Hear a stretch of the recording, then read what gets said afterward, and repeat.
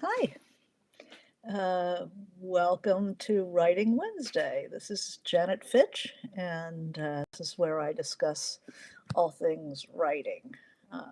Writing psychological questions, philosophical questions, your questions about writing. It's all things writing. Hi, Brenda. And every Wednesday at noon Pacific, 3 Eastern, and times in between. Um, and if you have questions for me in between Writing Wednesdays, hi Marie. If you have questions for me in between Writing Wednesdays, send them to me through my website, janetfitchwrites.com, and I can design a Writing Wednesday around your question. So today's question is comes from Brenda. Hi, Brenda. Good to see you. And it is, I'm starting a second novel, and you'd think I'd never written a word. I'm stunned about how to begin actually writing the pages.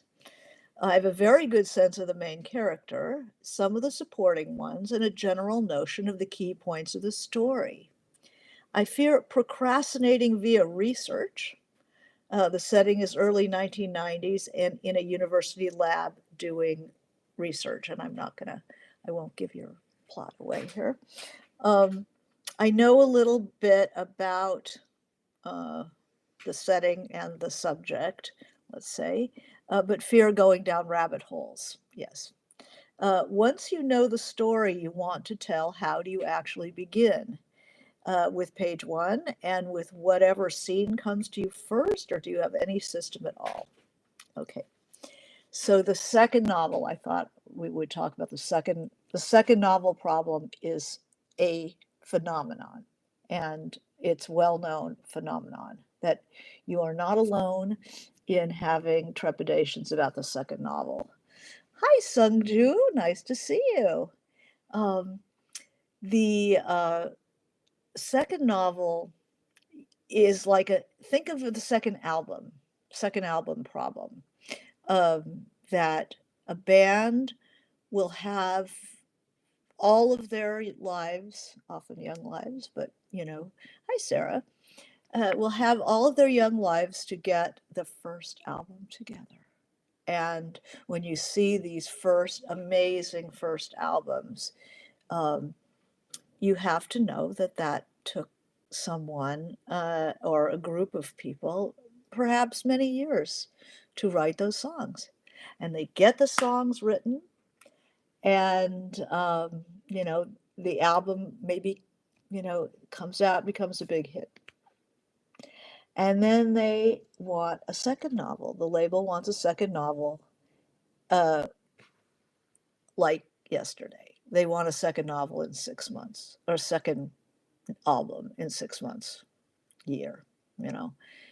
And suddenly they have a problem, and many second albums, and you can read in here second novels, suffer the consequences of being written so quickly to try to satisfy the needs of a sudden audience. Oh, somebody actually liked my album. Now I have to get it done. The second one. Now, for me, I had a huge problem with that second novel. And it's a different kind of a problem than getting the first novel. The first novel, people are like, they don't even really believe you're a writer yet. They ask you embarrassing questions that you don't want to answer because you're already feeling bad that you haven't gotten the first one done, and you don't know if it'll ever get done. Will I ever be a published writer?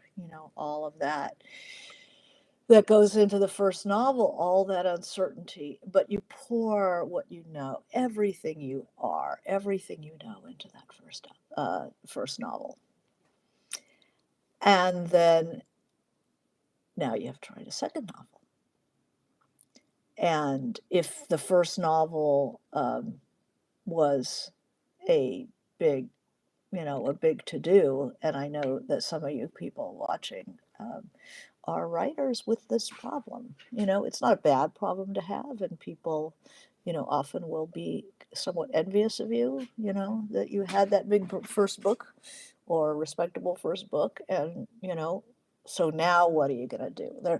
Now you have expectations. When you have a first novel, nobody's expecting anything of you. They don't even expect you to finish your book, really. They just want you to, stop complaining so much. Whereas when you have a first novel that does fairly well, you they don't know you're reminded that there are people waiting for the next book. So I don't know if this is quite Brenda, your situation, but it is a real situation that people find themselves in. And it rattles you. The more successful the first book, the more difficult the second book is, because now um, you're trying to meet expectations. You're trying to match something that maybe you didn't want to match. Um, Maybe you can't, or you get into this false sense of having to top it.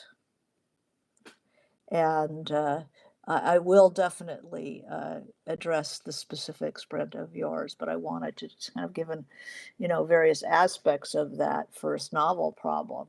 Um, so you go to work on your second novel and you're trying to get it working, and then it's like you've never written anything before. And Brenda points this out absolutely specifically, that it's like you've never written anything before. Um, you'd think I'd never written a word. I'm stumped to how to begin writing pages. How do you begin with page one? So the questions that you have with the first novel recur. You think that once you've written a novel, that the next one is, then you've learned, and it becomes easier. But it's the nature of art that you're never there. There's no there. There's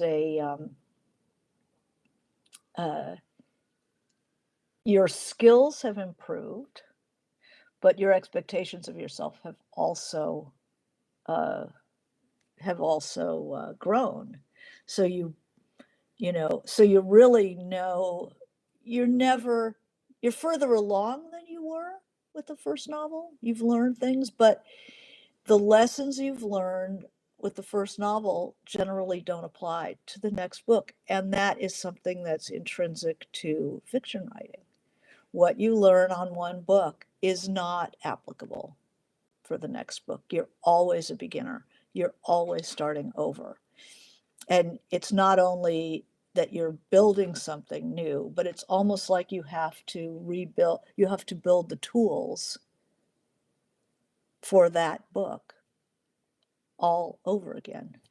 You can't use the same hammer, you can't use the same saw, you can't use the same screwdrivers. You have to create new tools. So every book is really starting over, and you make the same decisions that you had to make before, you're making again. Brenda says, wish I was a big success. That was my problem. I wish that was my problem. LOL. But the time pressure is definitely an issue. The agent wants it now. Yeah, there's more pressure, if you could imagine it in a way. There is more pressure on the second book than there is on the first book. And you probably have emptied out your bag of tricks already on the first book. You've already done it. That's your first album. And you've already emptied your bag of tricks. And now what? So this is where you have to have confidence in not in the tools that you built on the first book, but on your ability to make tools.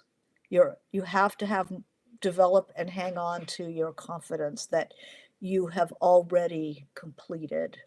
Like say if you can use the analogy of a house, you have already built a house.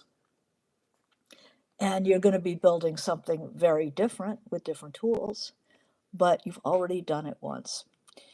And the pressure to for the second book, can be a pressure to replicate what you just did.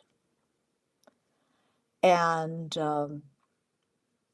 that becomes burdensome in the sense that the freshness of your experience as a writer is usually not about replicating anything. So you are going to want to rebuild your tools. You are going to want to have some kind of, have that for yourself because you're an artist. It has to be a feeding of yourself as an artist as well as creating an object. So what is it that's going to be interesting to you about the second book? The pressure from others, either an expectant audience or your agent, in this case, Brenda's agent, hi Amy, is to produce something quickly. This is the second album problem that musicians experience. How fast can you get the second album out to capitalize on the success of the first one? Or to, an agent wants to sell something, they don't get paid for it sitting around, they get paid for selling stuff. And if they have nothing to sell, at least from you, I mean, maybe definitely other authors, but their purpose is to sell. So of course they want to have something to sell, you know.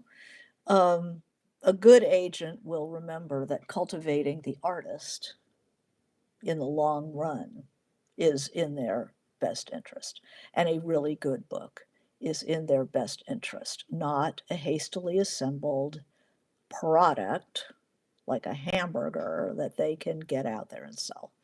A good agent recognizes that the quality of the product is a feature of the process and of enriching the artist. So you have to be enriching yourself in the process of creating the second book. So let me tell you about the second book problem that I occurred. It's not going to be the same for everybody, but second novel, I had done a novel that was basically a three-person novel set locally. And so, but I thought that the second novel should be, a topper. You should top what you did before. And I made a colossal mess, just a filthy, colossal mess. I forgot how to write. I forgot that I knew how to do this. I forgot, I overestimated my the reach. I selected too big a topic. Anybody ever write a thesis? Like they tell you to cut it down, cut it down, cut it down until it's a manageable size because you're going to go into it. The second novel, I think, should try not to top yourself. Try to interest yourself. Try to do something that you think you can do so that you can have a timely delivery of your book, but something you think you can do, but not replicating what you've already done, because you'll tend to lose interest. It becomes mechanical, kind of hackneyed, the second album that we've all seen. It's just like, oh, we had such hopes for that person. And then the second album is like, snore, because it was just, hastily assembled. I'd say, so the first question is where do I start? Um, how do I begin writing pages? I fear procrastinating via research. So we've talked about that a little bit. You don't want to research first and then write. You want to have an idea of what you're writing and then just do the research to support what you're writing. So I do them in tandem. So there's no procrastination with research. I write something and then I do the research to support what I'm writing. And it keeps you away from the rabbit hole. It's not, you're not looking at anything and everything that might go into the book. That way lies disaster. So say this is written in the 1990s and it has to do with AI.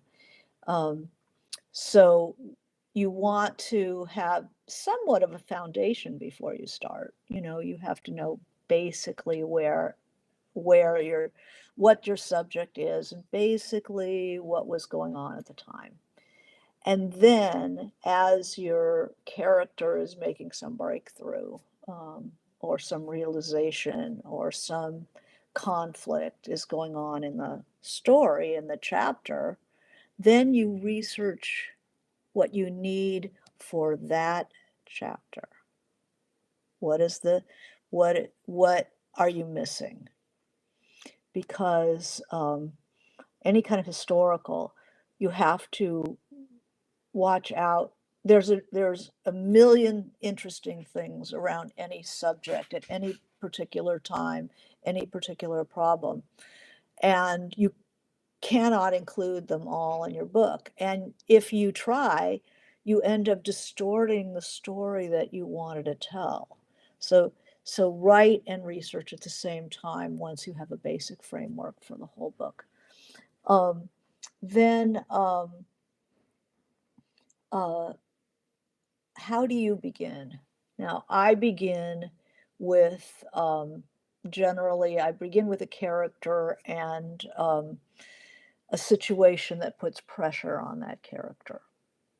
So if you have a character who is, say, um, uh,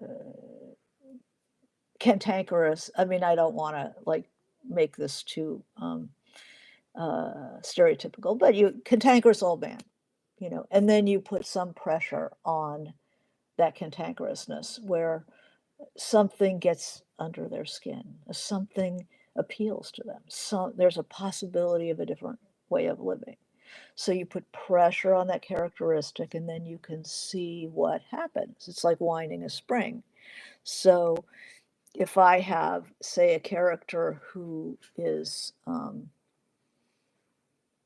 has ideas about love, and then they fall in love, I have them fall in love with somebody who is unsuitable. And then they can dump them. And then let's see what happens to that character. So I take a situation that's that's volatile, that has it's got to go somewhere. There's gonna, the characters simply cannot stay the same. You put them in that situation, and then you see where they go. That's usually where I start. But you can start anywhere. The book that became my second novel, because the first second novel failed so desperately. I mean, it failed. That's a book that came from what I call, there's a neck up story and then there's a neck down story. The neck up story is where you have an idea and you write from an idea, very up here, very neck up, you know. Um, what if there's a character who does this and then this happens, and that'd be high concept. There's the neck down story where it comes up from who you are, that you feel a strong connection internally with the character. And so the problem that they face is a problem that you face.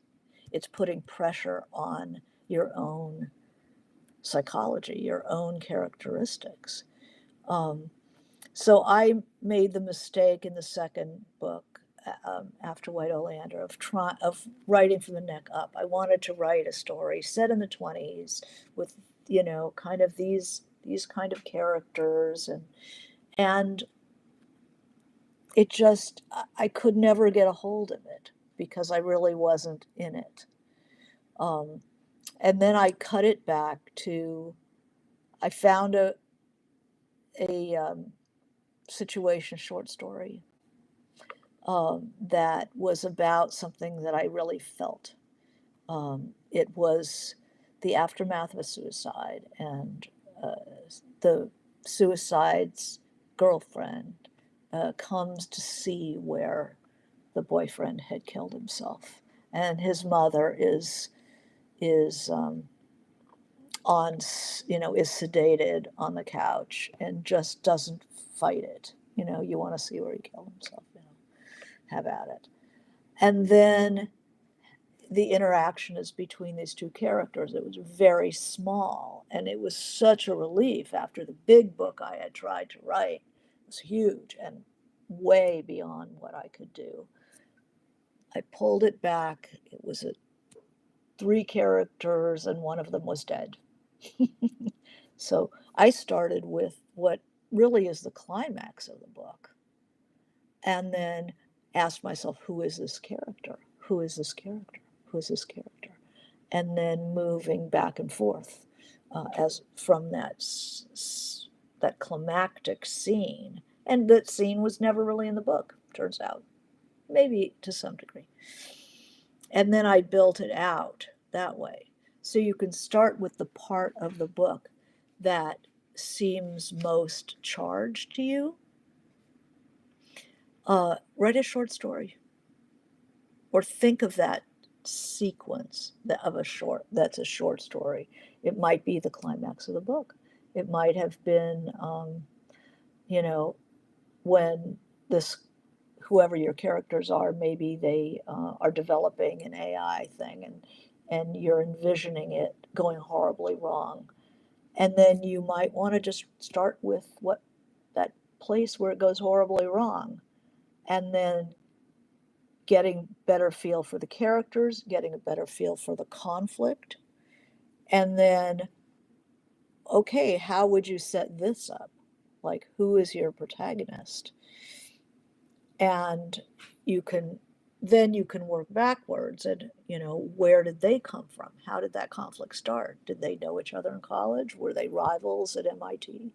You know, um, and set that up. And then if you needed to do research about MIT in the 80s and the, machine language or whatever, then do enough to write that scene.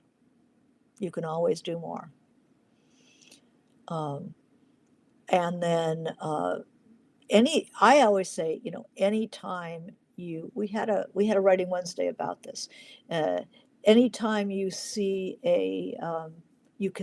any scene that you can see clearly, you can write it and put it in a box.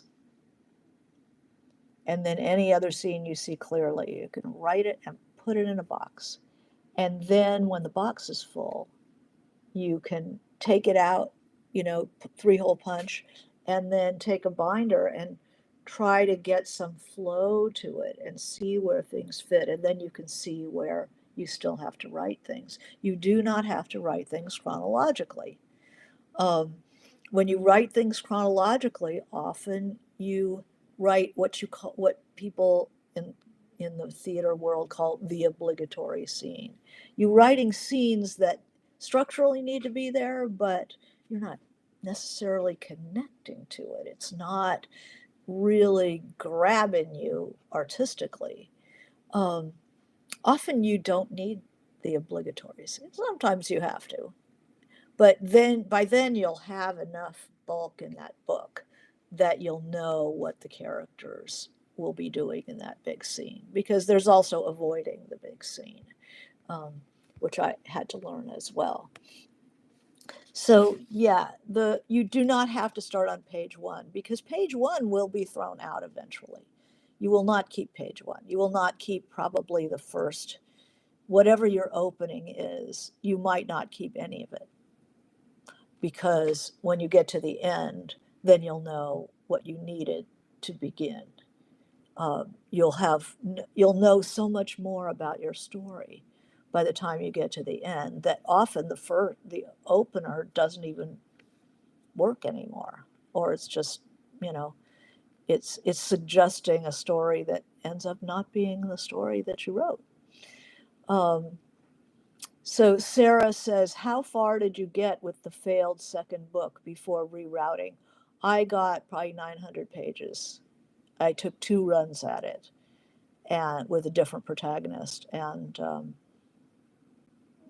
just ran aground, could not do it, and had to box it up and get rid of it and start again with a short story I'd written that just seemed to want to be longer. It was a little gothic story, with basically there were 2 characters, and it's like, and so there's a three-person story, and basically I knew I could do that, or I felt like I could do that. I just started very slowly opening that up, and where do you start with a story like that, and discovering the characters, and then after a few weeks, it was moving, and I was like, oh, I know how. Guess what? I still sort of do know how to write, because that experience almost killed me as a writer. I just didn't feel like I could write anymore.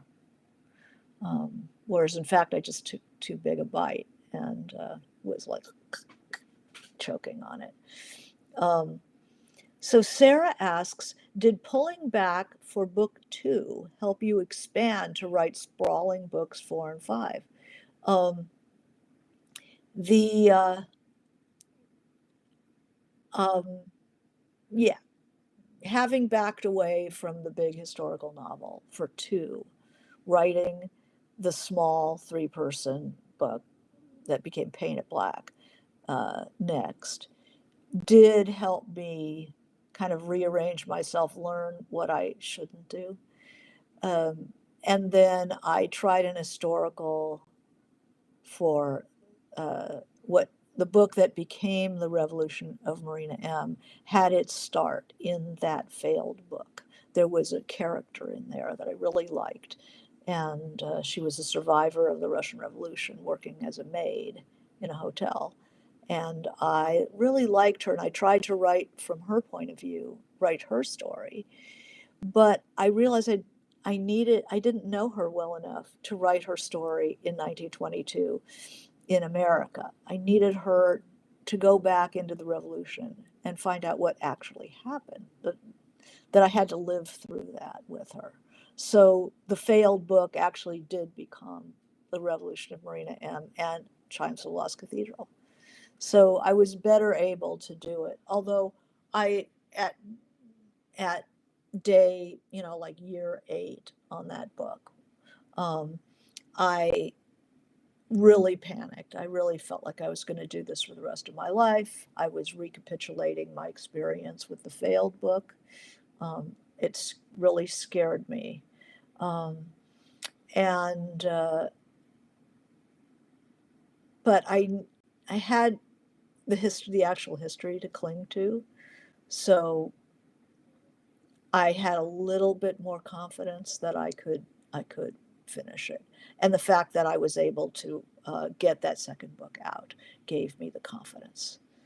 Um, so Sung Ju says, I am writing my second novel, so this is absolutely on topic for you. I am writing my second novel, so many things you've said is exactly what I'm dealing with. Uh, Thanks, I feel less in the dark as I'm listening to you. Yeah, feel free to ask questions right now. Anything you might have going on with the second book. Keep it keep it doable. Don't overreach on the second book, because you will, um,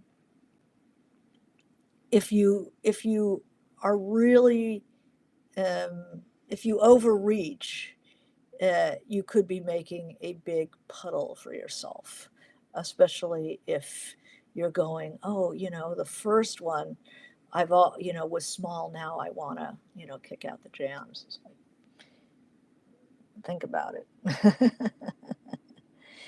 Oh, Llewellyn says, is failure only personal? That's interesting. Is failure only personal?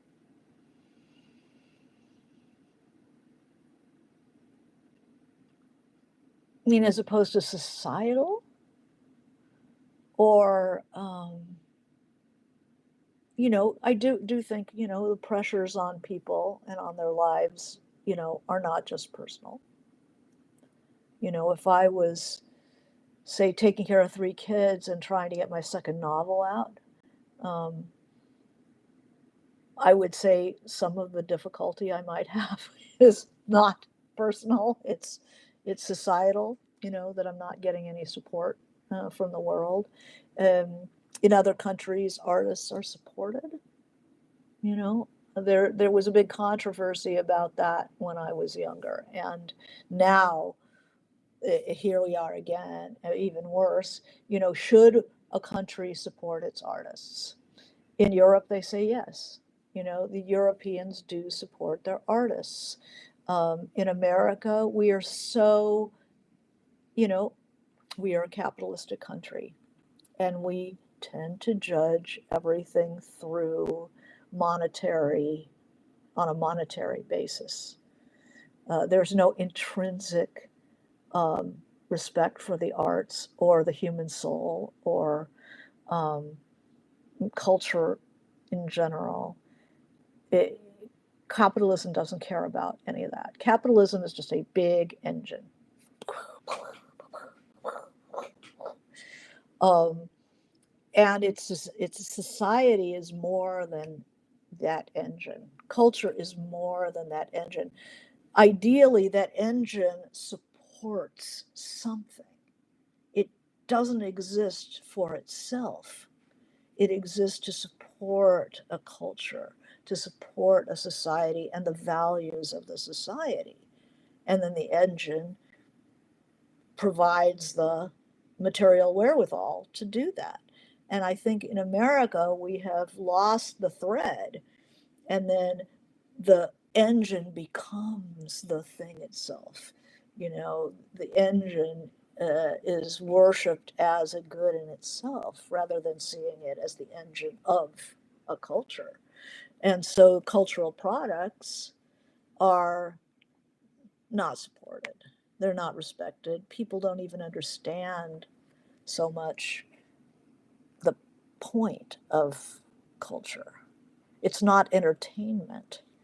It's saying something about values, it's saying something about the human experience, the shared experience, the greater experience of a society, what we really value, who we really are. It explores questions uh, that machine just doesn't even think about or care about, and nor should it. Um, but the society goes astray when it worships the engine instead of what the engine is able to support. Um, Commercial um, uh, is commercial failure. Well, we can talk about commercial failure or success. I think we do best if we remember that capitalism is an engine that supports culture, and that the respect for the culture, especially among artists, is absolutely essential. You know, if you think of art, and this may or may not apply to you guys, but it does generally apply to artists, that what we do is a calling. We are called to express ourselves and what we feel and how we see the world in a way that puts other people in touch with their own deeper thoughts, their own maybe um, uh, not yet articulated thoughts and feelings and sensitivity to life and appreciation of life and its difficulties, um, and our success is how much of ourselves have we been able to put in, and how have we been able to bridge the uh, it's almost like a synapse, how to bridge the gap between ourselves and another person, which is what art does. To my mind, that's success. Financial success um, enables you to continue to do it. Uh, Unfortunately, in our world, success is, people see a successful writer as somebody who can support themselves. Oh, they make money, they must be a real writer, not realizing that there are so many incredibly important writers who don't support themselves from their work, from their writing. They support themselves in other ways. Certainly poets, fiction writers, real artists do all kinds of things. Um, I mean, you might wash cars. I mean, serve drinks. Um, that it's where you put your heart. It's where you put your, um, kind of what's your lodestar. I mean, to make art is a calling. And if you're not really called to it, I remember having a group of spirits. Yeah, they were spirits too. A group of students. Um, just this one year, I was teaching at SC, and there was one year that I'd say about a third of them, but a really vocal third of them, um, they all wanted to be bestsellers. They all wanted to make a lot of money.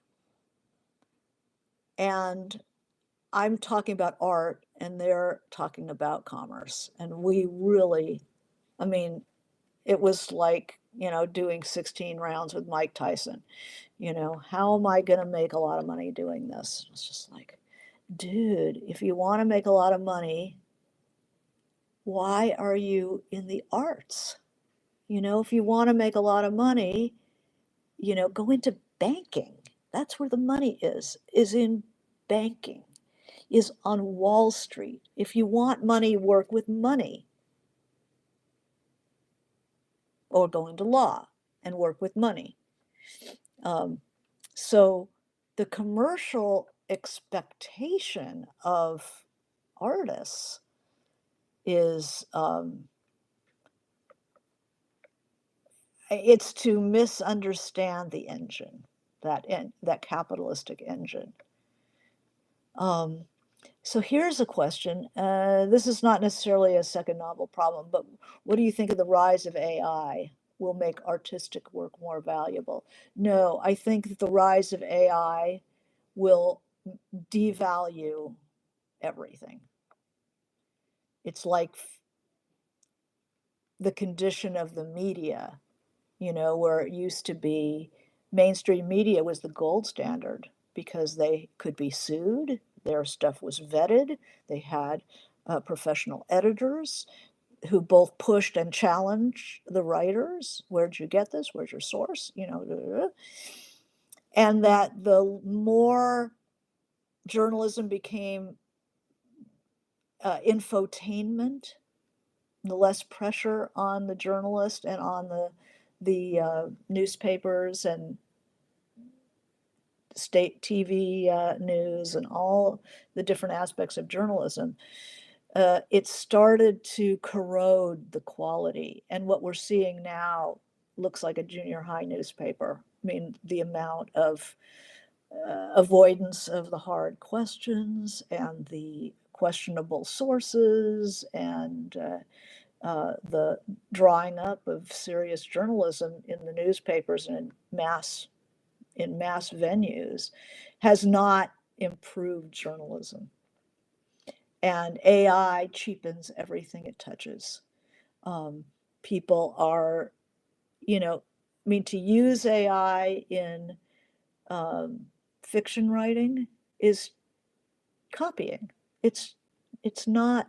writing. It's not creating. When we create out of ourselves and what we know and our unique fingerprints. When we're starting to use AI, it not only it just is borrowing instead of creating. So it hurts the endeavor of creation of culture, but it also creates an audience who doesn't know the difference. It creates an audience willing to accept that as art. So they might not recognize real art when they see it. My husband is a comedy writer, and he says that the end of, or the beginning of the end was the laugh track, because once they it's like it blurred the ability to understand something that was really funny versus something that was kind of artificially boosted. And he thought it was a devaluation of the coin of the realm. A true laugh that is not signaled by a laugh track or audience participation. Um, a true laugh is the coin of the realm. And real art is degraded by work that has used this stuff. So it trains an audience to accept it. And you know, it's, it, I think it devalues. It shouldn't, but I think it's going to. Um, that's sad, but that's so. um, Sung Ju says, it's one thing we have to do as fiction writers is imagine, and AI cannot imagine. No, but AI can steal. That's what it does, is it imitates. So as readers, we have to reject what has been stolen and what has been homogenized and what has been, you know, um, not created by that unique fingerprint. Um, so Sarah says calling. When I talk about writing as a calling, I'm realizing is a very passive way to refer to it. I prefer pursuit. Yeah, pursuit is really good. I mean a calling in the religious sense. Do you have that kind of reverence for the act of creating art? Um, well, I'm feeling quite a bit of my own prejudice here. So Brenda says, I work in IT media, and the term I keep hearing is AI stop. When publications publish AI generated material to save paying freelancers. AI slop. Yeah. Well, and they get everything wrong too, which is, I think there's going to be a nice, uh, a nice backlash. It's happening now, really. AI is doing all kinds of stuff that people are going, oh, wait a second. This is it's wrong. I mean, factually wrong. The things they're producing, and it's screwing people up. So maybe there will be a backlash.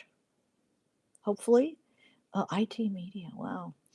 And Sung Ju says, but AI cannot think, never mind imagine. So how can they actually write fiction? They imitate, they aggregate.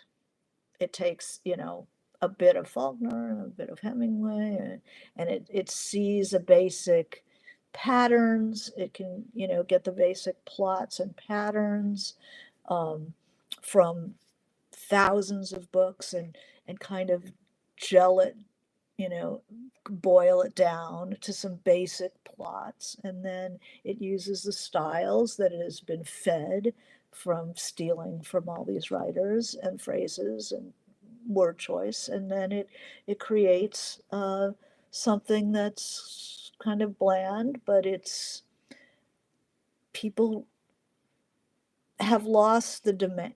They've lost their how demanding they should be. And I don't mean people, I mean readers. So we as writers should astonish people so that want to see astonishing things and not just, run of the mill garbage. I mean, run of the mill um, product. Brenda says, off topic, it's cool. But I wrote about your weekend intensive during COVID on writing from the senses. Please ask me if you ever do that, something like that again. Yeah, I'll probably be writing from the senses, maybe in the fall. I'll do another intensive on that because that's something that an AI doesn't have senses, and people crave the senses especially the more they work on screens, the more they are in a mediated world. um, Direct encounter with the senses is something they crave in their reading and in their lives. And that's something we can give them for sure. So the second novel problem, try not to hurry that demand to do the second album. You know, um, decide what's going to feed you as an artist as well as what's going to produce another book. And don't take too big a bite. Don't think I have to outdo the first one. Um, stay reasonable. Something that you think you can finish in 3 or 4 years. Um, So, welcome and thank you for joining me for Writing Wednesday. I hope I've given the second novelists hope for their work and, you know, do something fresh. Do something with the different, with your different tools. Something that you're going to be interested in and something that you are connected to as a person rather than some idea. I think that's the biggest advice I can give you. Uh, Thank you, Amy. All right. So have a good week, and I wish you good writing. Okay, bye. Excellent.